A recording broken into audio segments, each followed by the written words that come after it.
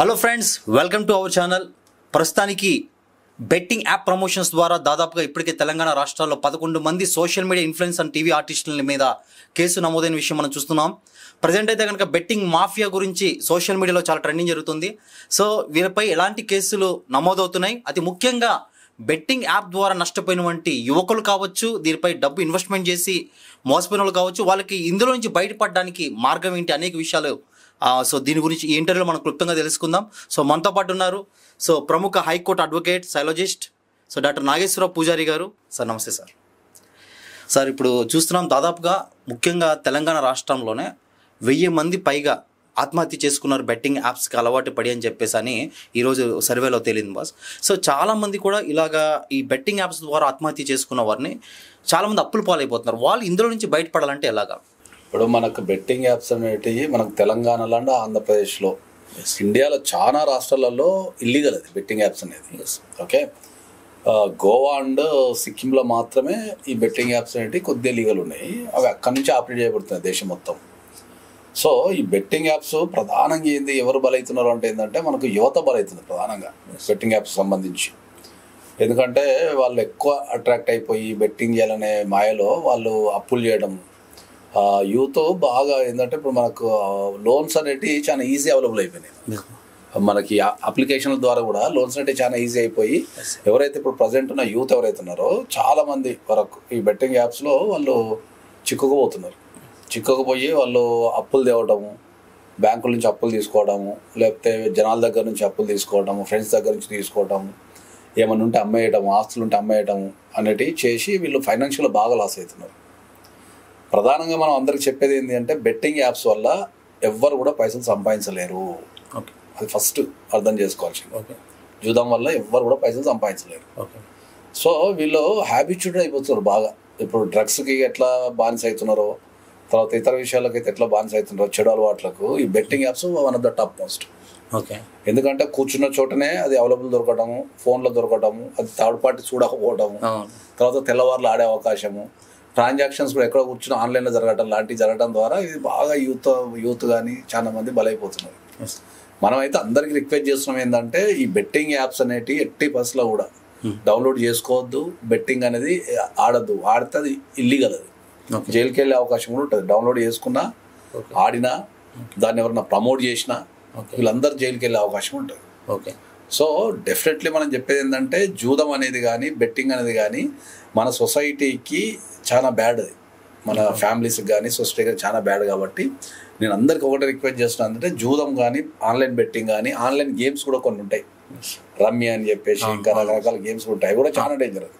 So తర్వాత final చెప్పేది ఏంటంటే ఫైనాన్షియల్గా ముడిపడున్న ఎనీ బెట్టింగ్ యాప్ కానీ ఎనీ ఆన్లైన్ గేమ్ కానీ చాలా డేంజర్.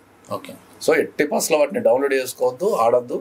తర్వాత సమాజంలో ఉన్న ఎవరైతే ఇన్ఫ్లుయెన్సర్స్ కావచ్చు, పెద్ద మనుషులు కావచ్చు, లేకపోతే యూత్లో క్రేజ్ ఉన్న మన ఇన్ఫ్లుయెన్సర్స్ ఇన్స్టాగ్రామ్లో ఉన్న వాళ్ళు కావచ్చు, వీళ్ళందరూ కూడా ఎట్టి బస్సులో దాన్ని ప్రమోట్ కూడా చేయొద్దు. ఎందుకంటే లార్జెస్ట్ పబ్లిక్ అది.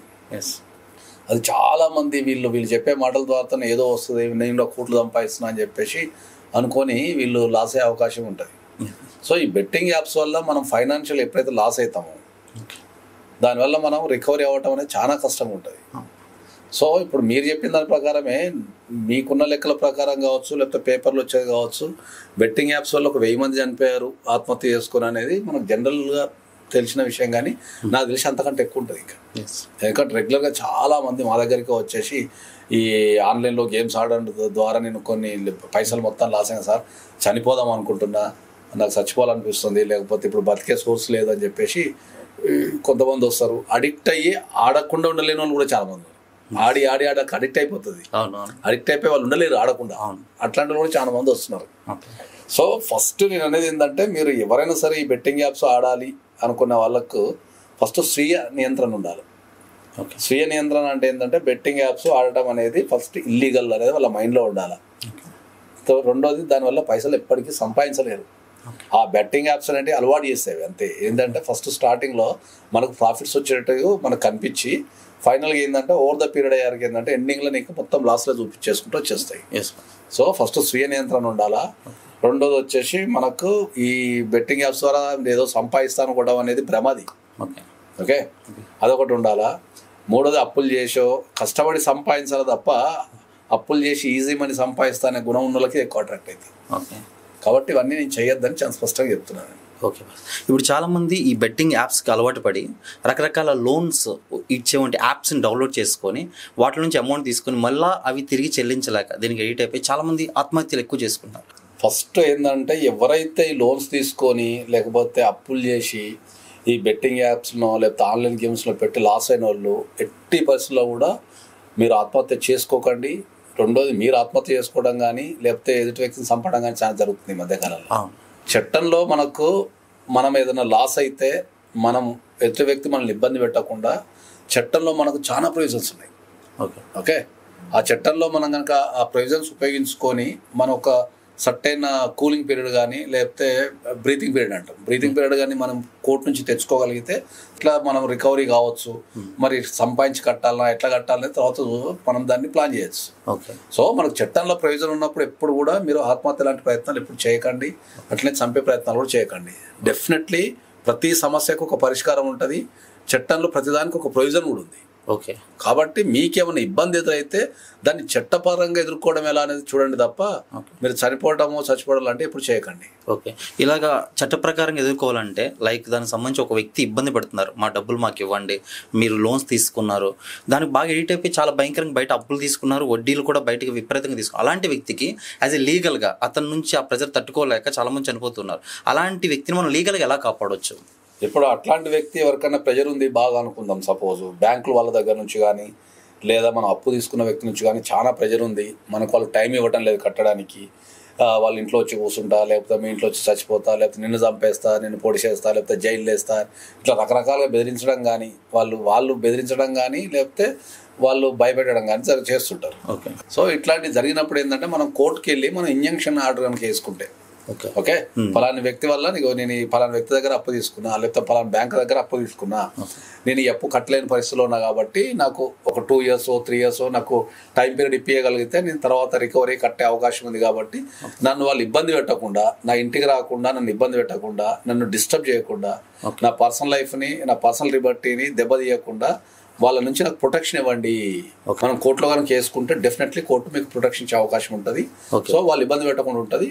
మనకు బ్రీతింగ్ పీరియడ్ దొరుకుతుంది కాబట్టి ఆ బ్రీతింగ్ పీరియడ్లో మనం కట్టడానికి గల అవకాశాలు ఏమున్నాయి, మళ్ళీ మనం జాబ్ చేయటమా, మళ్ళీ బిజినెస్ చేయటమా, లేకపోతే ఇంకేమైనా చేయటమా అని చేసి మళ్ళీ వాళ్ళతో వీలైతే మనం కట్టే అవకాశాలు ఉంటాయి. ఓకే. ఇది అంతా ఎన్ని రోజులు టైం పీరియడ్ పడుతుంది సార్? ఒకవేళ కనుక ఇతను కనుక ఇంజెక్షన్ ఆర్డర్ వేసుకుంటే ఈ టైం ఆర్డర్ వేసుకుంటే మనకు జనరల్ 7 daysలో వచ్చేస్తుంది. 7 days. ఇప్పుడు చాలా మంది కూడా ఇప్పుడు జరుగుతున్నటువంటి ట్రెండింగ్ టాపిక్ ఏదైతే ఉందో 11 మంది ఇన్ఫ్లుయెన్సర్ సంబంధించిన ఈ బెట్టింగ్ యాప్స్ ప్రమోషన్ చేయడం నుంచి చాలా మంది కింద కూడా కామెంట్స్, ఇతను నమ్మి నేను 14 లక్షలు పోగొట్టుకున్నా, 15 లక్షలు పోగొట్టుకున్నా అని చెప్పాను. ఇన్ఫ్లుయెన్సర్ ద్వారా చాలా మంది అట్రాక్ట్ అయ్యి ఈ బెట్టింగ్స్ యాప్స్ ద్వారా ఈ లోన్ ప్రమోషన్స్ ద్వారా ఎక్కువగా డబ్బులు పోగొట్టుకుంటున్నారు. సో వీళ్ళపైన ఎవరైతే కానీ ఇన్ఫ్లుయెన్సర్స్ ఎటువంటి చర్యలు పోలీసు వాళ్ళు తీసుకోబోతున్నారు, లీగల్గా ఎటువంటి శిక్షలు వాళ్ళకి పడవచ్చు? బెట్టింగ్ యాప్స్ కానీ ఆన్లైన్ యాప్స్ కానీ మనం ప్రమోట్ చేయడం అనేది చట్ట ప్రకారం 100% నేరం. ఓకే. దానికి మనకు సైబర్ క్రైమ్స్ అట్రాక్ట్ అవుతుంది. Okay. At the same time మనకు గేమింగ్ సంబంధించిన యాక్ట్ కూడా అట్రాక్ట్ అవుతుంది. ఓకే. సో ఎవరైనా సరే దాన్ని ప్రమోట్ చేసినా, దాన్ని బిజినెస్ చేసినా, అది డైరెక్ట్గా కానీ ఇండైరెక్ట్గా కానీ చేస్తే అప్ టు 5 years వరకు జైలు శిక్ష పడే అవకాశం ఉంటుంది. ఓకే. 6 months నుంచి అప్ టు 5 years వరకు జైలు శిక్ష పడే అవకాశం ఉంటుంది. వాళ్ళకి డెఫినెట్లీ ట్రయల్ కనుక కరెక్ట్ చేయగలిగితే అప్ టు 5 years వరకు జైలు శిక్ష పడే అవకాశం ఉంటుంది. కాబట్టి అది 1 year పట్టచ్చు, 2 years పట్టచ్చు. వాళ్ళ రోల్ ఎంత ఉంది, వాళ్ళు ఎంత మోటివేషన్ చేశారు, వాళ్ళు ప్రమోషన్ ఎట్లా చేశారు, డైరెక్ట్ ప్రమోషన్ ఇండైరెక్ట్ ప్రమోషన్ అనే దాని మీద కోర్టులో ట్రయల్ జరుగుతుంది. కాబట్టి వాళ్ళకు మినిమం 6 months నుంచి అప్ టు 5 years వరకు జైలు శిక్ష పడే అవకాశం ఉంటుంది. అప్ టు 5 lakhs వరకు ఫైన్ పడే అవకాశం కూడా ఉంటుంది. ఓకే. 500 నుంచి 5 lakhs వరకు ఫైన్ పడే అవకాశం కూడా ఉంటుంది, లేదా 2 పడే అవకాశం ఉంటుంది. ఓకే. సో చాలా మంది ఇన్ఫ్లుయెన్సర్స్కి తెలియని విషయం ఏంటి అంటే, ఇప్పుడు నేను ఒక విషయం చాలా స్పష్టంగా చెప్తుంది, చాలా మంది తెలియదు. మనకు కొత్త చట్టాలు వచ్చినాయి చాలా వరకు. ఇప్పుడు గత 1 year నుంచి మనకు బిఎన్ఎస్ అని రకరకాల చట్టాలు వచ్చినాయి. సైబర్ క్రైమ్స్కి సంబంధించిన చట్టాలు చాలా ఉన్నాయి. ఓకే. సో ఏదైతే ఇన్ఫ్లుయెన్సర్స్ ఉన్నారో వీళ్ళు ఏదన్నా వీడియో చేసేటప్పుడు ఆ వీడియో ద్వారా సమాజానికి గనక ఏ రకమైన నష్టం గనక వాటిల్లితే, సమాజానికి డైరెక్ట్గా కావచ్చు ఇండైరెక్ట్గా కావచ్చు, సమాజానికి నష్టం కలిగిన, సమాజంలో భయాందోళనలు క్రియేట్ చేసిన, సమాజానికి హాని చేసినా కీడు చేసినా చాలా భయంకరమైన సెక్షన్స్ పెట్టే అవకాశం ఉంది. దాంట్లో అప్ టు 5 years వరకు జైలు శిక్ష పోయే అవకాశం కూడా ఉంది.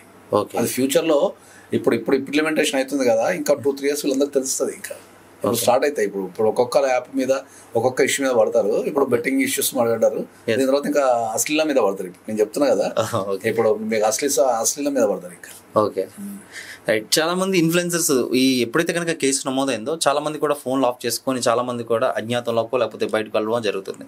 సో వీరు ఎవరైతే కనుక మిస్ అయ్యారో సో వీళ్ళు నెక్స్ట్ బెయిల్కి అప్లై చేసుకొని ముందస్తు బెయిల్కి అప్లై చేసుకొని ఆ బెయిల్ వచ్చిన తర్వాత అంటే రీసెంట్గా హర్ష సాయి విషయంలో జరిగిన దానిలాగా బయటకు వద్దామని చెప్పేసి అన్నారు. ఒకవేళ బెయిల్ మీరు అన్నారు దాదాపుగా 5 సంవత్సరాల వరకు శిక్ష ఉంటుంది. వీళ్ళ ఎక్కడైనా బెయిల్ అప్లై చేస్తే కనుక ఇన్ఫ్లుయెన్సర్స్ శిక్ష అంటే అరెస్ట్ అవ్వకుండా అయ్యే అవకాశం ఉంటుంది అంటారు. అవును, ఇప్పుడు దాంట్లో ఉన్న సెక్షన్ బట్టి చూడాలా మనకు. దాంట్లో నాకు తెలిసినంత వరకు దాంట్లో BNSS పెట్టారు, ప్లస్ సైబర్ క్రైమ్స్ పెట్టారు, తర్వాత గేమింగ్ యాక్ట్ కూడా పెట్టారు. సో ఆ 3 యాక్ట్లో కనుక అబోవ్ 7 years శిక్ష పడే అవకాశం కనుకుంటే డెఫినెట్లీ పోలీసు వాళ్ళు అరెస్ట్ చేస్తారు. ఓకే, ఒకవేళ బిలో 7 years కనుక శిక్ష పడే అవకాశం కనుక ఉంటే వాళ్ళు పెట్టిన సెక్షన్స్లో పోలీసు వాళ్ళే స్టేషన్ బెయిల్ ఇచ్చి పంపించేస్తారు. కానీ ట్రయల్ జరుగుతుంది. ట్రయల్లో ప్రూవ్ అయితే అప్ టు 5 years జైలు శిక్ష పడుతుంది. ఆ ప్రయోజనం ఉంది. లేదు ఎవరన్నా కనుక ఇన్ఫ్లుయెన్సర్స్ నేను తప్పు చేయలేదు అంటే వాళ్ళకి ఏమన్నా అంటే తెలిసో తెలియక పెట్టున్నారు, నాకు కేసుకు సంబంధం లేదు అనుకుంటే కనుక వాళ్ళు స్క్వాష్ పిటిషన్ వేసుకొని హైకోర్టులో స్క్వాష్ పిటిషన్ వేసుకొని నా పేరు తప్పుడే పెట్టారు కొట్టేయండి అనే అవకాశం కూడా ఉంటుంది, కొట్టేసే అవకాశం కూడా ఉంటుంది కోర్టులో. హాయ్ అండి, నేను మీ Sairam Shankar. Please subscribe JR7 media. JR7 టీవీని సబ్స్క్రైబ్ చేయండి, షేర్ చేయండి, లైక్ చేయండి, కామెంట్ చేయండి. JR7 మీడియాని తప్పకుండా సబ్స్క్రైబ్ చేసుకోండి. JR7 మీడియాని సబ్స్క్రైబ్ చేసుకోండి, మంచి మంచి విషయాల్ని గ్రాప్ చేసుకోండి. Please subscribe JR7 Media.